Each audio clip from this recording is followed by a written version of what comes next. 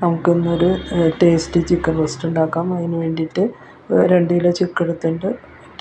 ഒരു സ്പൂൺ ഉപ്പിട്ട് കൊടുത്തു. 1 ടേബിൾ സ്പൂൺ ഇഞ്ചി വെളുത്തുള്ളി പേസ്റ്റ്, 1/2 ടീസ്പൂൺ മഞ്ഞൾപ്പൊടി, 1 ടേബിൾ സ്പൂൺ മുളക് പൊടി, 1 ടേബിൾ സ്പൂൺ മല്ലിപ്പൊടി, 1 സ്പൂൺ ഗരം മസാല, 1/2 ടീസ്പൂൺ കുരുമുളക് പൊടി, 1 ചെറുനാരങ്ങയുടെ നീര്.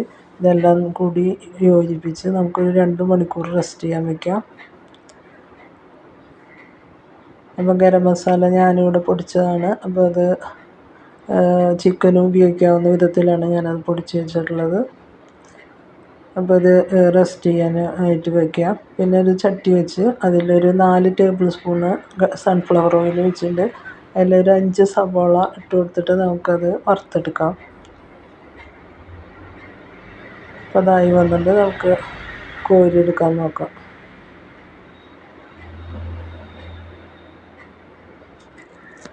ഇതിനിടയിൽ നമ്മുടെ ചപ്പാത്തി ആയി വരുന്നുണ്ട്. ചിക്കൻ റോസ്റ്റിൻ്റെ കൂടെ കഴിക്കാനുള്ളതാണ്. അപ്പോൾ ഈ സൺഫ്ലവർ ഓയിലിൽ തന്നെയാണ് ഞാൻ കറിയൊക്കെ ഉണ്ടാക്കിയെടുക്കുന്നത്. അതാകുമ്പോൾ ഒന്നുകൂടി ടേസ്റ്റാണ്. അപ്പോൾ ഇതിലേക്ക് ഞാനൊരു 2 സവാള ഇട്ട് കൊടുക്കുന്നുണ്ട്. അത് നന്നായി വഴന്ന് വരട്ടെ. വഴന്ന് വരുമ്പോൾ നമുക്ക് അതിലേക്ക് ഇഞ്ചി വെളുത്തുള്ളി പേസ്റ്റ് ഇട്ട് കൊടുക്കാം. അതൊരു 1.5 ടേബിൾ സ്പൂണുണ്ട്.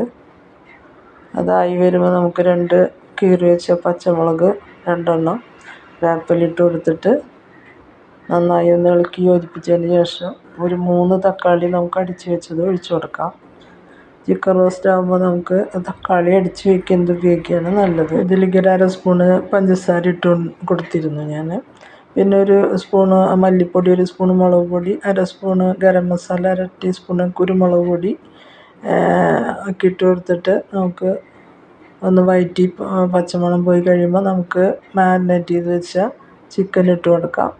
നന്നായി ഇളക്കി യോജിപ്പിച്ച് നമുക്ക് മൂടിയിട്ട് വേവിക്കാം. അപ്പോൾ കുറച്ച് വേപ്പിലും കൂടി നമുക്ക് ഇതിലിട്ട് കൊടുക്കണം.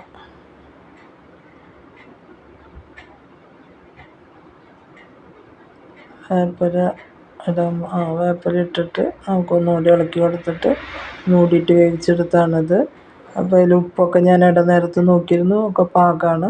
അപ്പോൾ ഇനി നമ്മൾ സവാള വറുത്ത് വെച്ചത് ഇട്ട് കൊടുത്ത് നന്നായി ഇളക്കി യോജിപ്പിച്ചതിന് ശേഷം പുതിന മല്ലിയില ഇട്ട് നമ്മുടെ ചിക്കൻ റോസ്റ്റ് റെഡിയാക്കി എടുക്കാം.